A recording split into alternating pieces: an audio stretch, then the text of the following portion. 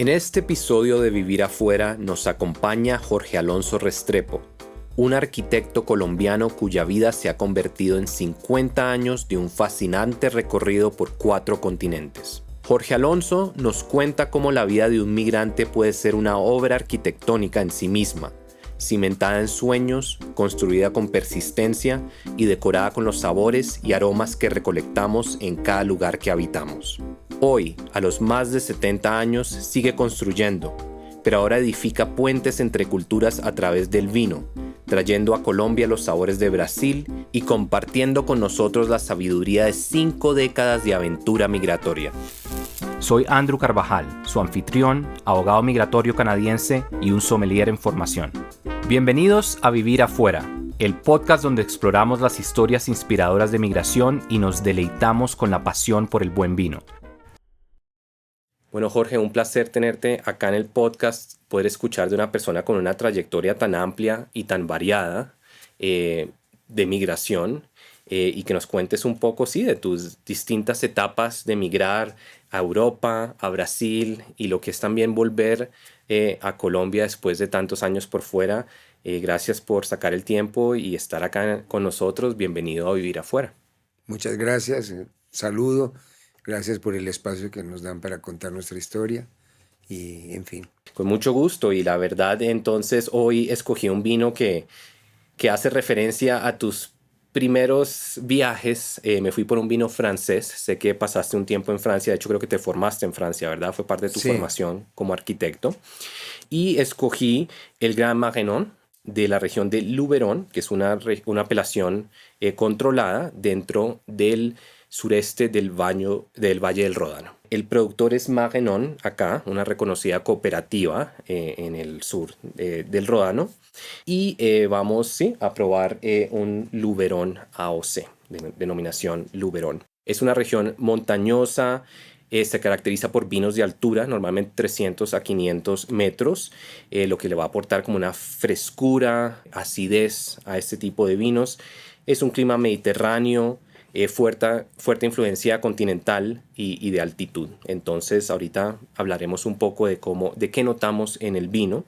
La variedad de este vino, que son variedades que vamos a notar en esta región de Luberon, en el sur del Ródano, este es 60% vermentino, también tiene garnacha blanca o grenache blanc y también tiene claret.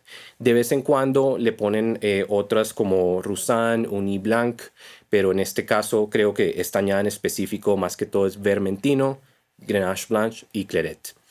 La vinificación es en acero inoxidable a baja temperatura para mantener esos aromas, esa frescura y esos aromas primarios del vino, pero también tienen parte que pasa en madera. Entonces tiene un 30% que ha estado con crianza en madera y creo que de hecho es algo que vamos a notar bastante en este vino cuando pasemos a la parte de probarlo. Yo sé que conoces un poco del tema y podemos hablar un poco de eso en la nariz y en el paladar. Este vino a veces tiene un poco de crianza sobre las lías, sobre esa levadura muerta, que le agrega un poco de complejidad de volumen. Creo que también lo vamos a notar y pues hablaremos de eso a medida que lo vayamos catando, ¿ok? Entonces, si quieres, arranquemos con la vista de este vino. Cuéntame un poco qué color ves, cómo le ves la intensidad del color. Es un amarillo intenso, bonito. Sí, yo diría como una intensidad media, ¿verdad? No es tan oscuro, pero no es tampoco muy pálido. Y como tú dices, amarillo, yo creo que ahí puede ser el impacto un poco del roble. Se le ve, es un poquito de viscosidad, ¿verdad? Sí, tiene lágrimas. Tiene unas lágrimas viscosas que caen, o unas piernas viscosas. Y bueno, si quieres pasemos a la nariz. Cuéntame un poco qué sientes ahí. Muchas frutas. Bien. Manzana. Sí, manzana verde, pera.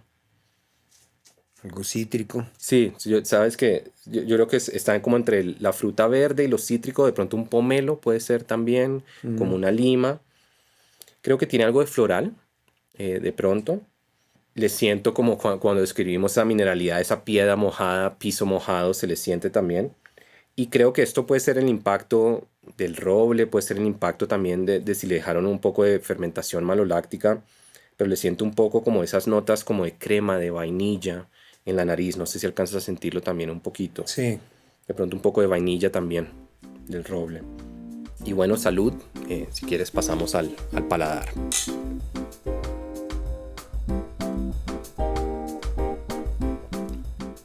Bueno, cuéntame un poco.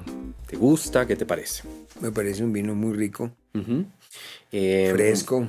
Sí, un vino muy fresco. Esa mineralidad que estábamos hablando Sí. se le siente bastante. No es un vino ligero, No, es un vino con cuerpo. No tanta acidez como de pronto otros vinos más al norte de Francia. Yo diría de pronto una acidez media, pero es un vino con carácter, ¿no? Tiene como ese sí, cuerpo. al mismo tiempo es refrescante. Ujú, sí, tiene muy buen balance en eso, ¿verdad? Entre la acidez, entre la mineralidad, pero al mismo tiempo tiene como esos sabores que habíamos identificados de fruta. Y acá en el paladar creo que le siento más de pronto que en la nariz como esa viscosidad. Creo que le siento las lías, como esa complejidad. Es un vino que sí, que es un poco sedoso en el paladar. Tiene un poquito como de mantequilla, como un poquito como de crema, pero muy refrescante, de todos modos. Sí, es muy refrescante. Un retrogusto, sí, limpio y refrescante.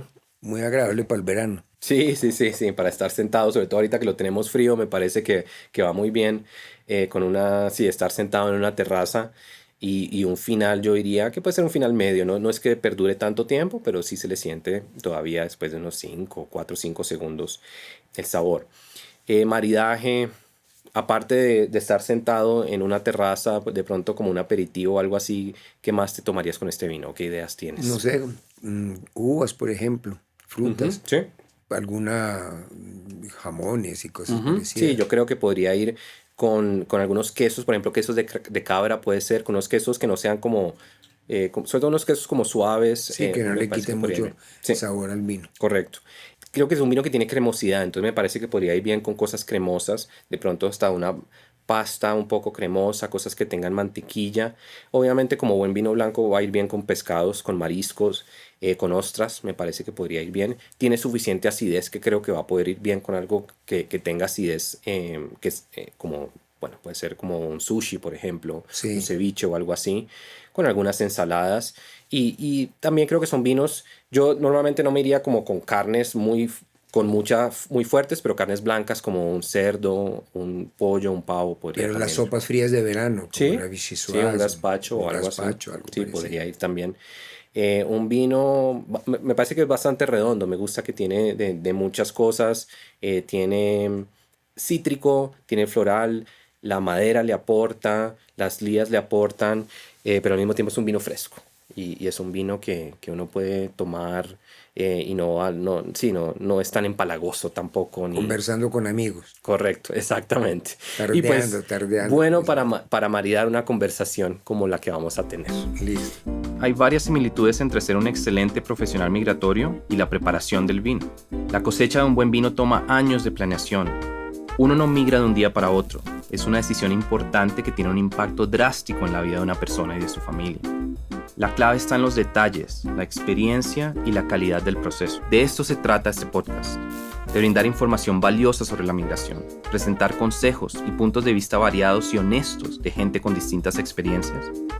Y al mismo tiempo, divertirnos un poco, tomarnos una copa de vino juntos, aprender cosas nuevas sobre la migración, el mundo del vino y el reto que es migrar por fuera del país. Bienvenidos a nuestro podcast Vivir afuera. Y bueno, entonces ahora sí pasemos a tu vida como migrante, el ir y el volver, ¿ok? Pero comencemos desde el principio. Tú saliste de Colombia como en los años 70, más o menos. Sí, yo terminé bachillerato en el año 70 Ok, y me fui, pues mi deseo era irme a vivir a Europa porque mi papá y mi mamá se habían separado y él estaba allá ok, y quería ir a conocer mi otra familia, mi ok, abuelo de esa claro. manera. Ujú, Y en ese caso fui a Barcelona. ok, En Barcelona estuve un par de años y trabajé en una oficina de arquitectos allá, ujú, ya preparándome para ir a estudiar arquitectura, ok. que era mi meta. Inclusive cuando salí de Colombia iba a estudiar en Florencia, Italia. Ah, wow. Sí. Ujú, Pero entonces mi papá y la familia francesa me convencieron de estudiar en Francia porque como había familia, había apoyo y lugar donde vivir y tal. Y cuando dices familia francesa, es que era por el lado de tu papá, Por el había... lado de mi papá. Bueno, en realidad yo vengo de una familia francesa Ok. por mi papá. Ujú. Mi papá es bisnieto de franceses Ok. que emigraron a Colombia y mi mamá es hija de francesa Ok. que emigró a Colombia a principios del siglo pasado. Ok. Entonces tenías un vínculo muy fuerte. Sí, Ok. y estudié en el Liceo Francés aquí en Ah, Bogotá. bueno, ok. Entonces, Ya tenías el idioma. ahí tengo francés por todas las venas. Y Entonces, entonces, ¿arquitectura lo estudias en Francia? sí, entonces lo estudio en Francia, Ok. arquitectura, y estando estudiando arquitectura como pasantía y como estudiante, me ingresé en la oficina de Oscar Niemeyer, que es un arquitecto Claro. brasileño. Ujú. Y él tenía una oficina en París porque tenía muchos proyectos en Francia. Oscar Niemeyer era un arquitecto que tenía sobre todo proyectos institucionales, trabajaba mucho para gobiernos y esas Ujú. cosas. Entonces en Francia hizo la sede del Partido Comunista, es uno de los más Ujú. conocidos de él en París. Y en Bobigny también hizo un anfiteatro y etcétera. Entonces, estando en Francia con Niemeyer, resultó un trabajo de arquitectura en Argelia, o sea, le encomendaron a él un proyecto grande, o sea, eran Ujú. 1 millón de metros cuadrados de construcción. Wow. Eran en Argel, en Constantin, y básicamente en esas dos lugares, mezquita, universidades, sede de gobierno, en fin, muy misceláneo. Y yo estaba con los de París, nos fuimos a trabajar en Argelia, pues en Argel, en la Universidad Científica y Tecnológica. Ok. Y ahorita hablaremos de ese viaje, porque obviamente bien distinto de lo que habías experimentado entre Colombia y Europa. Pero antes de que hablemos de viajar a Argelia, cuéntame un poco sobre dónde estabas en Francia, ¿en París? En París. Ok. Esto es París en los años 70 más o menos, ¿verdad? Acaba de pasar mayo 68. Ok. Sí, eran los Ujú. vestigios. Y cuéntame un poco, bueno, cómo fue como colombiano, ahora de ascendencia francesa, en cierto modo, pues de familia francesa y había sido un colegio francés, pero cuéntame un poco cómo fue ese cambio de Colombia a París. No, en realidad yo llegué a Francia, a París, más que como colombiano, un poco como retoño francés, Ok, como ¿entiendes? reencontrando tus raíces. Sí, porque pues tenía familia, tenía hermanos, Ok, mi papá vivía allá ok. y hablaba el idioma perfectamente, ¿no? Ujú. Entonces, en ese sentido, mi integración fue diferente a los otros Claro, muchachos colombianos, que había algunos en la época, inclusive unas niñas que estudiaron conmigo en el colegio, ok, que estaban estudiando, pero digamos que mi vida se movía, se desarrollaba de otra manera. ok. Algo que recuerdes que haya sido como difícil de integrarte a la cultura europea viniendo de acá o... No, no, Ok, la verdad, no, porque por lo de mi formación, digamos, en el colegio francés, pues era un ambiente francés, ok. nuestros profesores y todo. ¿Y había mucho migrante en esa época en Francia El medio en que yo estaba, porque mi papá era arquitecto y era muy artista, digamos, Ujú. entonces estudió en las Bellas Artes de Medellín, Ok, inclusive fue compañero de Bellas Artes con Botero. Entonces no, el ambiente nuestro en París era muy intelectual, o sea, con los artistas de la época, Emma Reyes, Luis Caballero. ok, Entonces yo me movía más o menos en ese mundo. ok. Y París en esa época, entre los artistas, entre las personas que estaban muy como en el diseño y todo eso, que era obviamente, muchos iban allá porque era una meca de toda esa cosa cultural, ¿verdad? Y Correcto, artística. sí. Sí era como lo pintan, de que, sobre todo como una persona joven, estudiante, era como, no sé, como un paraíso para las Sí, personas. Ok. sí. Después de mayo 68, muchos conceptos se revieron Ujú. en la educación, porque París ha tenido diferentes épocas a través de la historia. O Claro. sea, a principio de siglo tuvo la época de Picasso, Manet, Ujú, Monet y ujú. esos artistas. Y en esa época había, nosotros teníamos artistas muy buenos colombianos, Emma Reyes, Luis Caballero, Saturnino Villegas, y eso, Ujú. ¿sabes? Entonces estaban ahí y estaban, sí, era como una meca para ellos Ok. poder estar en París, que tenía galerías y cosas que los proyectaban a través de Europa, digamos, y del mundo, ¿no? Ujú. Y bueno, antes de pasar al viaje a Argelia, estabas en el estudio de Oscar Niemeyer. ¿Cuál fue el impacto de trabajar pues, en semejantes estudios de arquitectura más allá de la arquitectura? ¿Sientes que fue una formación como que te impactó en algo más? Correcto, es una formación de vida, porque Ok. Niemeyer era una persona muy interesante Ujú. y por la postura de él se movía en un círculo de pensadores, de Ok. sociólogos, Qué chévere. tanto de intelectuales franceses como brasileños que iban Ujú. donde él y tal. Entonces, y él era una persona que era muy abierta, o sea, a las personas que trabajaban o colaboraban con él. Entonces, en la casa de él había tertulias cuando él Ujú. estaba en París, porque no iba siempre, pero cuando estaba había tertulia y el que estuviera por París pasaba por Ok. allá. ¿Y tomaba mucho vino o no? Sí, tomaban vino, y aunque él no tomaba trago. Ok. Ah, ¿en serio? El único trago que tomaba es que como a él no le gustaba ir de avión, entonces para sacarlo de Río y llevarlo a Francia, entonces lo emborrachaban. ¿Y que se tomaba cachaza o algo Sí, así? ¿O? alguna cosa le metían, lo mandaban en barco hasta Le Havre y de Le Havre hasta París en tren y así. Pero en fin, entonces fue muy interesante porque me abrió las puertas y conocimos mucha gente importante, pensadores y sociólogos, en fin, él Ok. se movía con ese. Y fuera que trabajábamos en proyectos muy interesantes, o sea, Claro. porque eran cosas institucionales y con el cliente nuestro era, digamos, el gobierno, por Claro. lo menos las Ujú. altas esferas. Y bueno, hablemos de Argelia. ¿Cómo fue ese cambio? Bueno, ese cambio fue muy, muy interesante porque nos fuimos a Argelia y nosotros trabajamos directamente para la presidencia. Ok. Inclusive partes de nuestras oficinas eran en los garajes de la presidencia, como decir, los garajes de la Casa de Nariño. Ujú. Y entonces, era en ese momento que nosotros llegamos, eran los 10 años de la Revolución Argelina. Y todas esas revoluciones de la época estaban festejando. Entonces, cuando hubo la fiesta de los 10 años, Boumediene convidó a Mao, y Mindadá, Hmm. y Gaddafi, o sea, todos esos líderes estaban allá en la comida de los jardines. Y entonces en Argelia, pues fuera el trabajo que hacíamos nosotros, entonces también se movía en unas esferas muy altas y inclusive nosotros vivíamos en una base militar, o sea, Claro. al lado nuestro vivía el jefe de las fuerzas Mm. militares y del Estado Mayor y no sé qué cosas.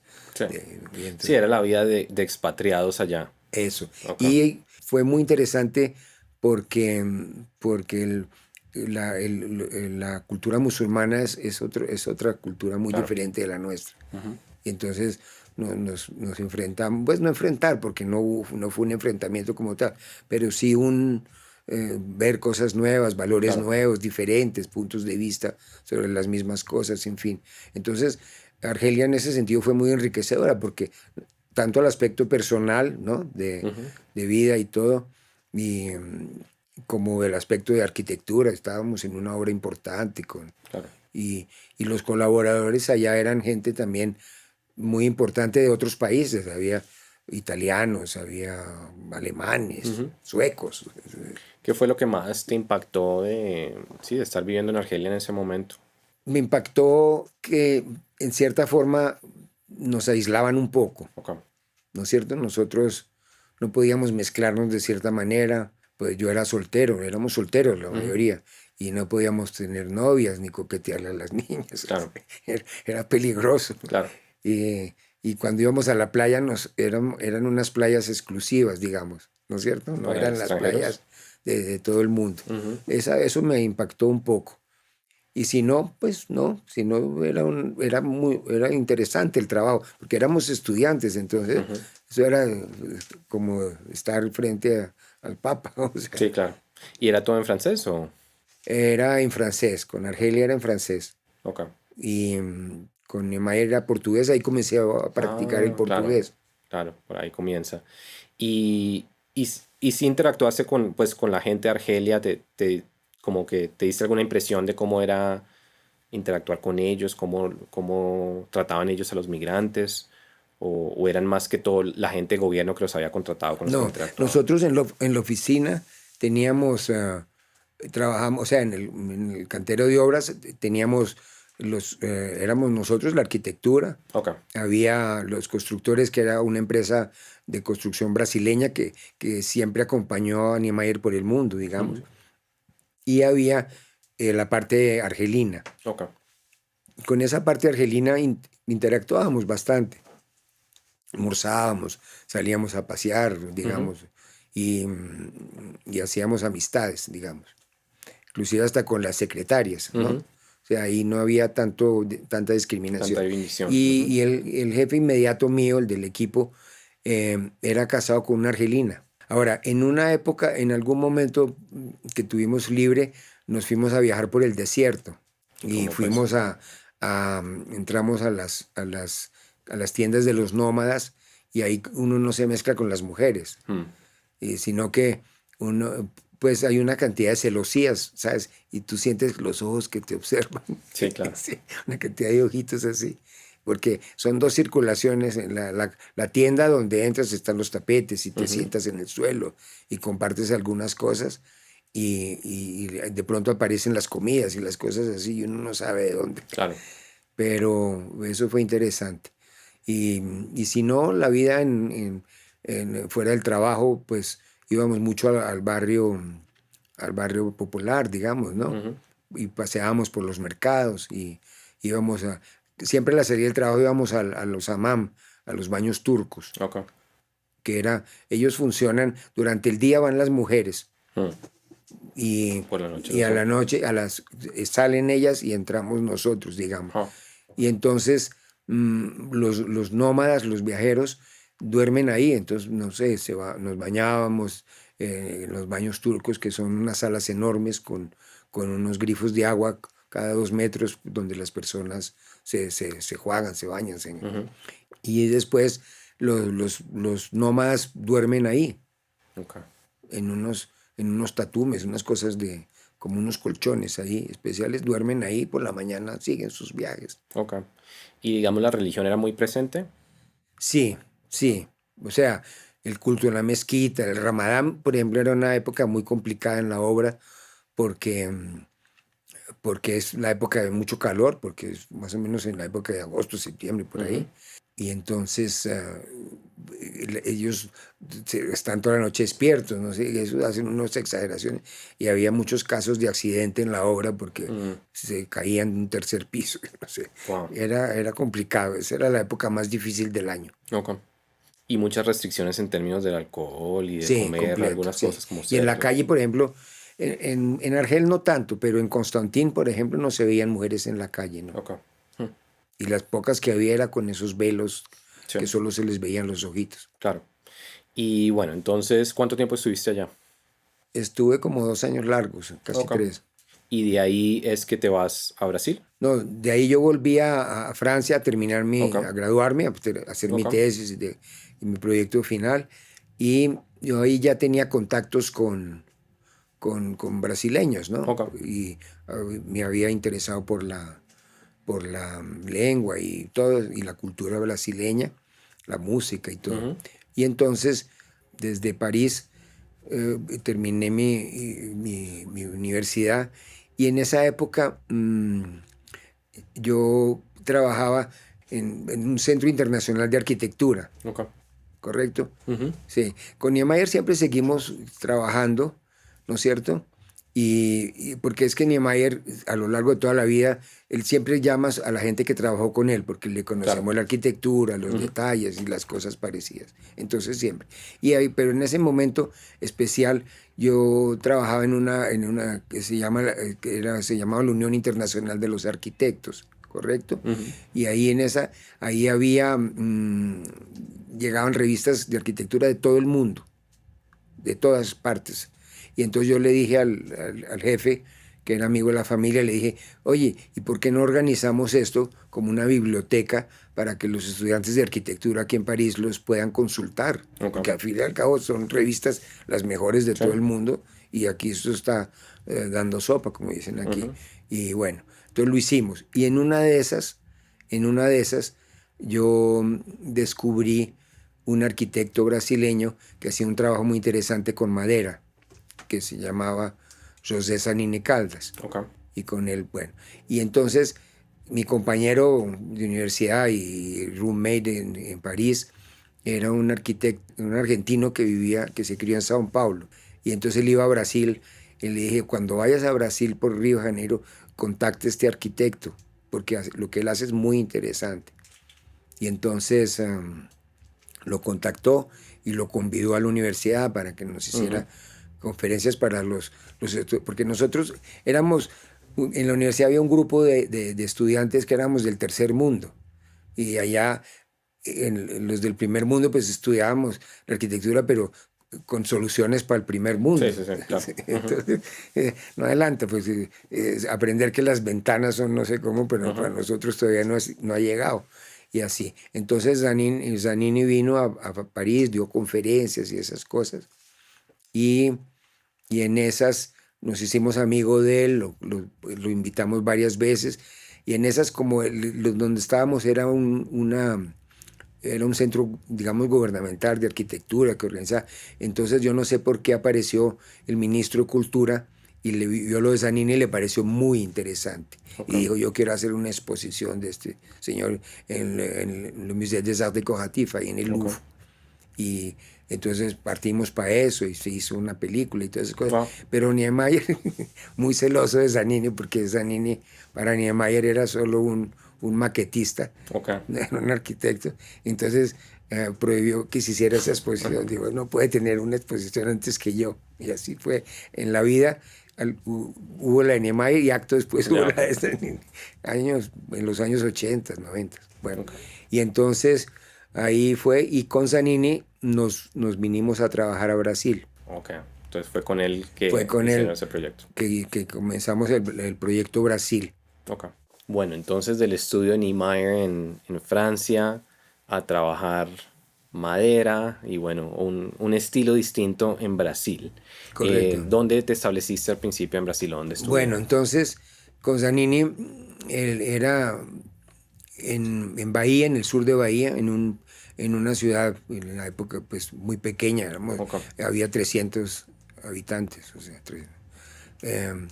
que se llamaba, o se llama porque existe todavía, Nova Viçosa. Okay.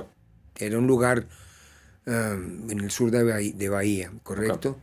Y ahí entonces trabajamos. ¿Nosotros qué hacíamos?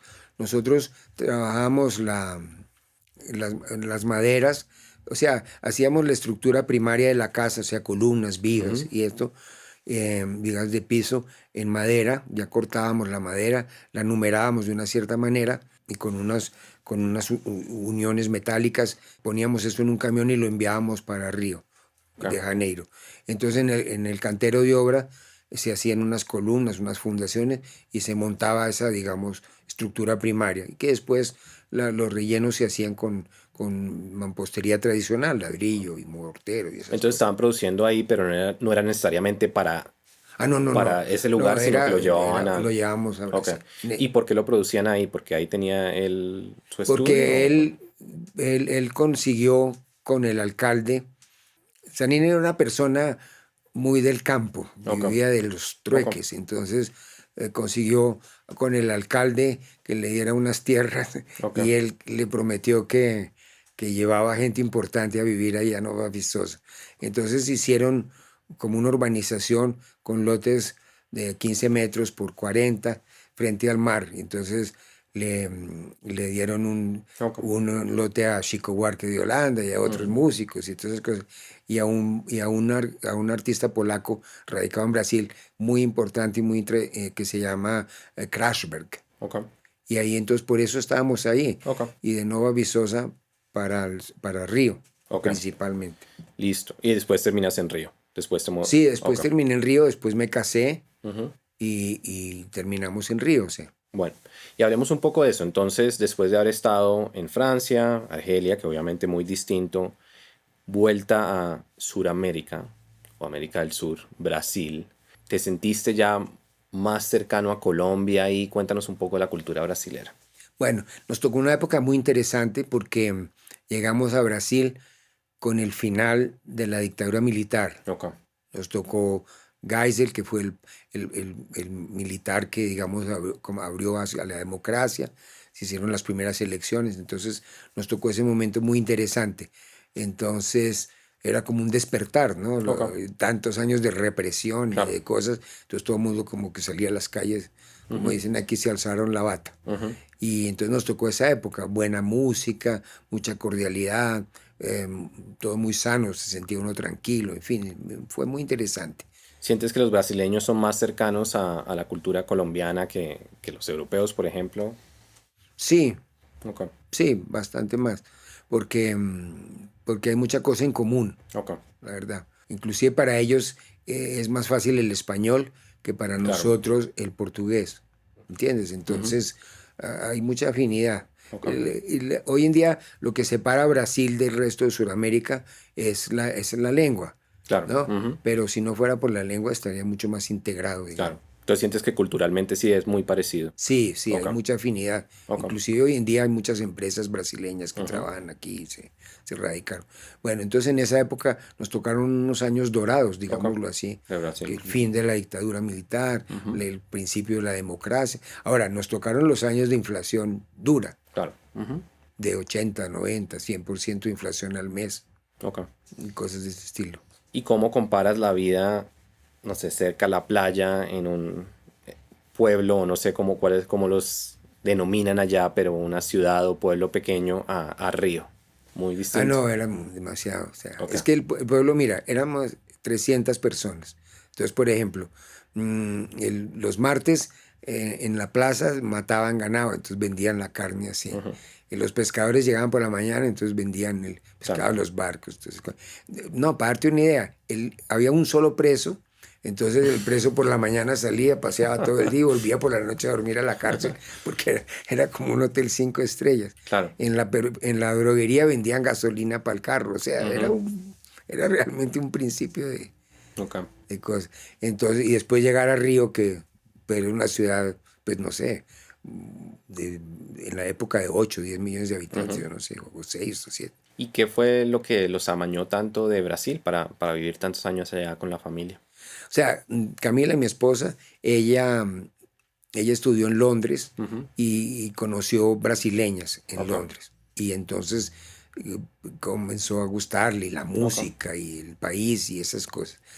Y yo pues tuve esa aproximación a través de Niemeyer y lo de Zanini. Entonces, ahí cuando nos casamos, pensamos, bueno, o sea, Colombia no era una posibilidad para nosotros por varias razones. Entonces pensamos en Brasil, que era de común interés. A ella por la afinidad con la cultura brasileña y a mí por mi trabajo. Claro, profesionalmente. Sí, porque mal que mal estaba relacionado con el top de la arquitectura allá, ¿no es cierto? Okay.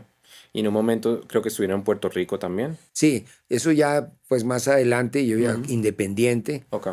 En algún momento fuimos a Puerto Rico, la primera vez con una hija chiquita, y hicimos unas urbanizaciones allá para mi suegro. Y después volvimos a Brasil, ahí nació la otra hija. Y después yo comencé a trabajar con este compañero mío de París, que vivía en Sao Paulo en la época, porque él también volvió conmigo con Zanini, ¿no? Okay. Y entonces comenzamos a hacer lo mismo que hacíamos con Zanini, de las estructuras prefabricadas. Y esas estructuras prefabricadas las llevábamos a Puerto Rico. Entonces ahí yo, digamos, pasé una segunda temporada en mi vida en Puerto Rico. De esta vez solo, trabajando y haciendo estas casas. Y ¿cuánto tiempo estuvieron en Brasil en total? 40 años. Claro. ¿Llegó algún momento en el que te sentías más de allá que de acá? ¿O No, pero lo que pasa... ¿Tu identidad era cuál? No, o sea, yo tengo 73 años y viví 40 en Brasil, o sea, más de la mitad de mi vida. ¿Me entiendes? Entonces, en cierto aspecto, sí me siento muy brasileño. Okay. O sea, y lo entiendo de una manera, como con la piel, digamos, ¿me entiendes? Bueno, ¿qué me pasó en Colombia cuando volví? Para nosotros volver, tanto para Camila como para mí, fue como despertar de un sueño profundo, porque, ¿me entiendes? O sea, el Bogotá que nosotros dejamos en los años 70 y el Bogotá que encontramos en 2016 era otro. O sea, el camino, por ejemplo, de mi colegio, el Liceo Francés, hasta mi casa en La Paralela, había cambiado en muchos aspectos. Claro. Las casas de mis amigos ya no eran más casas, sino Ujú. edificios, y Claro. etcétera. O sea, entonces fue, y, y nos costaba entender a Colombia, su política, sus cosas, o sea, entonces éramos como extranjeros en Colombia. Ok. ¿Y qué motivó ese cambio? ¿Siempre tenían como la idea que en algún momento fueran a volver? No, en realidad no desarrollamos con esa idea, pero Ujú. las cosas sucedieron de la siguiente manera. Nuestras hijas crecieron, hicieron la universidad y todo, Claro. y una se casó, las dos se casaron, mejor dicho, Ujú. solo que una se casó y se fue a vivir a Brasilia, Ujú. ¿correcto? Y la otra se casó y se fue a vivir a Sao Paulo. Entonces nosotros quedamos en Río Ah, solos. ok, ya te entiendo. ¿Entiendes? Y el grupo nuestro, teníamos un grupo muy bueno, muy sólido, muy familia, y se fueron muriendo, desapareciendo. Entonces nos fuimos quedando solos. Ok. Ahí decidimos, bueno, solos aquí o solos allá, probemos a Colombia. Y fue cuando también surgió la idea con mi cuñado de hacer la Casa del Vino, Ok. para seguir las tradiciones de la familia de ellos y esas cosas, Ujú. ¿me entiendes? Y bueno, ¿y pasaste, en ese momento ya te habías retirado de la arquitectura o seguías No, haciendo? cuando yo volví a Colombia me retiré de la arquitectura. Ok. ¿Por qué? Porque la arquitectura es una profesión difícil de acomodar. Entonces, yo había trabajado con los mejores arquitectos en Brasil Ujú. y probablemente no iba a poder trabajar con los mejores arquitectos Ok. acá, ya viejo, pues no viejo, pero ya digamos desconocido para muchos y tal. Y entonces pensé, a estar tocando puertas y sentirme frustrado, pues Ok. mejor me dedico borrón y cuenta nueva. Ok. Y así fue. O sea, los recuerdos que tengo de mi profesión son muy Claro. buenos y muy gratificantes. Ahora intentemos cosas nuevas. Entonces comenzamos con lo del vino, comenzamos a Ok. descubrir Colombia como país, Ujú. como extranjeros que Como llegaron a empresarios Colombia, como también. empresarios y Ok. así. Y bueno, pero a través de la Casa del Vino, uno de los productos que traen son vinos brasileños. Entonces mantienen Sí, ese vínculo de que surgió la idea, me imagino, de tantos años allá, sí. ¿verdad? La idea surgió, bueno, ¿qué vamos a hacer en Colombia? Ok. Entonces, pues vender tornillos, no, o sea, no es mi estilo. Entonces, le dije yo a Camila, ¿por qué no revivimos? Y mi cuñado también trajo la idea, lo de los vinos, que era el negocio de papi, dijo él. Y yo dije, entonces llevemos vinos de Brasil, mostremos un aspecto, porque cuando tú dices Brasil, la gente piensa en samba, carnavales Ujú. y caipiriña, Sí. ¿no es cierto? Y fútbol, digamos, Ujú. para otros. Pero nadie conoce, porque Brasil, mal que mal, es en el hemisferio sur, es el cuarto productor o el quinto, dependiendo del año. Ujú. Entonces, y con una producción enorme. Claro. Y además una cultura muy importante porque la cultura del vino en Brasil en realidad lo trajeron los italianos. Ujú. La migración italiana que Ujú. llegó a finales del siglo XIX, ellos trajeron las maticas de uva y todas esas cosas. Entonces dijimos, bueno, hagamos esto, mostremos ese aspecto. Y comenzamos esa labor aquí. Al principio tuvimos el apoyo de la embajada y organizamos varios salones aquí, trajimos vinícolas de Brasil acá y promovimos algunos negocios entre las vinícolas, importadores colombianos y en fin, nos movimos ahí y ahí vamos. Ese No, fue. qué bien. Y bueno, ¿qué has aprendido del mercado colombiano del vino en esta etapa? ¿O cómo lo ves? Bueno, lo que pasa es que el vino, yo creo que en Colombia ya dejó de ser, o sea, por lo que tengo entendido, el Carrefour hizo una labor muy importante Ok. en materia de vinos aquí en Ujú. Colombia. Y hoy en día el vino dejó de ser un motivo, dejó de ser un producto para celebraciones Sí. y ahora es un producto de consumo. Ujú. ¿No es cierto? Para la gente, para el gobierno no, porque le siguen poniendo impuestos como si fuera Sí. un producto de lujo, pero en realidad es un producto, la gente toma vino, la gente se sienta a tardear y tomar con una copa de vino y con amigos y etcétera, o sea, ya no es eso. Entonces, el mercado del vino en Colombia ha aumentado, ha crecido y yo creo que lo va a seguir haciendo durante años. Hay mucha oferta de Ujú. vinos. A pesar de Sí, que ha crecido el mucho. chileno y el argentino tienen la mitad del mercado, ha crecido mucho. Hoy en día se te ofrecen vinos de muchos orígenes, o sea, de Australia, de África, no sé qué, de Nueva Zelanda, en fin, de todo lo que quieras. Bueno. ¿Y extrañas Brasil? Sí, Ok. sí, lo extraño, porque te digo, como viví tantos años, tengo mucha afinidad con Brasil, con su música, lo tengo más el Ok, país como tal, lo tengo más en la cabeza que Colombia. ok, Yo ya la geografía colombiana la tengo muy confundida. ok. Bueno, bueno, y tengo mis nietos y Sí, mis eso te iba a hijos allá, preguntar. entonces Siguen muy conectados y me seguimos imagino muy que conectados. viajan bastante. Viajamos allá por lo menos una vez al año, o ellos vienen aquí, entonces ese vínculo sí, no se ha de perder nunca. Ok. Y hoy en día, en términos de tu, bueno, no personalidad, sino de tu identidad, qué te sientes? ¿Que eres un colombiano? ¿Que eres un ciudadano del mundo? ¿Que eres No, en más fin, de allá, más de acá? no, yo, o sea, en ciertos aspectos soy un ciudadano del mundo porque Ujú. yo tengo muy incorporadas tanto la cultura francesa como la Ok, colombiana y como la brasileña. ok, Entonces me muevo en esos tres mundos con mucha facilidad y muy a gusto, digamos, ¿no es ok. cierto? Pero me gusta Colombia, soy de Medellín y soy Ujú. paisa Ok, y soy orgulloso de ser claro, paisa. ¿no? Está muy bien. Entonces está así, Ok, eso no se pierde, digámoslo así. Y siempre en Brasil, a lo largo de todos los años, nosotros a nuestras hijas las educamos colombianas, ok. digamos.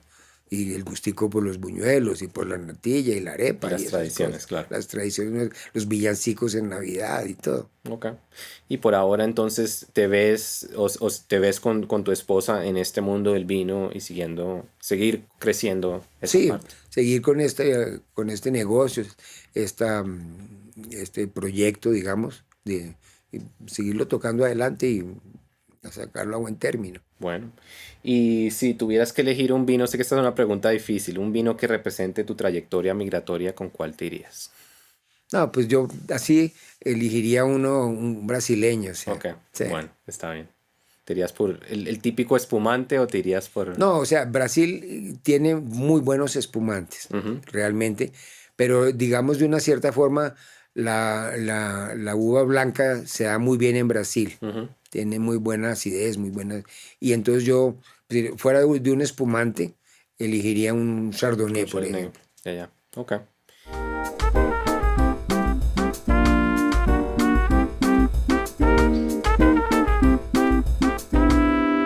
Y bueno, siempre me gusta finalizar con una pregunta de ¿qué consejo le das a una persona que vaya a migrar, que vaya... Tú has migrado muchas veces por distintas razones, pero una persona que tenga como una oportunidad laboral como tú, pero que tenga miedo, que tenga como un poco de resistencia a hacer eso, a empacar y arrancar desde ceros, ¿cuál es el consejo principal después de haberlo hecho tantas veces, de empacar y comenzar de nuevo? No, o sea, si uno se propone a migrar o ir a otros Ujú, países y eso, hay que integrarse con la cultura. ujú. Realmente hay Es que muy entender importante. el país, Ujú, hay que entender las costumbres, ¿sabes? Hay que saber cómo viven, para dónde van, qué piensan y esas cosas. Uno no puede llegar a querer cambiar todo porque no funciona de esa manera. Hay que integrarse. Entonces le diría a la persona, pero no con miedo, sino, ujú. ¿sabes? Consciente de lo que está haciendo. O sea, está, estás yendo a vivir a otro país, es otra cultura, son otras costumbres, se hace una cosa, se comen unas cosas y no otras. O sea, uno no puede irse a vivir a Suecia y querer Claro. comer frijoles todos los Ujú. días.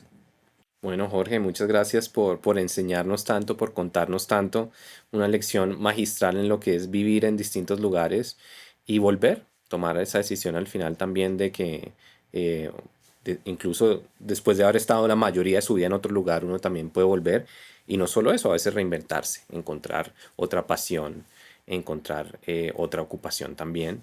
Gracias por sacar el tiempo de venirnos a contar tu historia y bueno, la verdad de hablar de, sí, de épocas tan interesantes que viviste tanto en Francia como en Argelia y después en Brasil y bueno, contarnos esos a todos los que estamos viendo este podcast. No, pues eso fue con un placer enorme y agradezco también la oportunidad de poder contar un poco Bueno, y esas mucho éxito experiencias. con esta importación de vinos y seguir creciendo la oferta acá en Colombia, incluyendo los vinos brasileños, que no son muchos los que lo están trayendo. Yo creo que ustedes son de los pocos, ¿verdad? Sí, somos pocos. Hay otros 2 o 3, pero somos pocos. Bueno, y llegamos al final de otro episodio de Vivir Afuera. Cuéntenos un poco en nuestras redes sociales, Vino y Migración, en Instagram y en TikTok, qué les pareció el episodio. Tendrán la oportunidad de participar en el sorteo del vino que tomamos hoy, del Luberon. Y cuéntenos un poco de qué otros temas quieren que hablemos, qué otros vinos quieren que catemos.